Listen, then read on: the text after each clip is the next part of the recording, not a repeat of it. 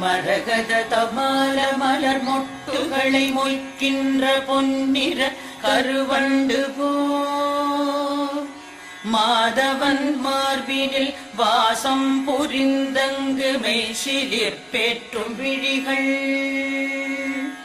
மரகத தமால மலர் மொட்டுகளை மொய்க்கின்ற பொன்னிற கருவண்டு போல் மாதவன் மார்பினில் வாசம் புரிந்தங்கு மெய்சிலிர் பேற்றும் விழிகள் பரவும் பல்வடிவத்தின் செல்வ வளமாகிடும் திருமகளின் அழகு விழிகள் பறிவோடு அந்த இரு விழிகளின் கடை நோக்கு மங்களம் எனக் கருள்கவே.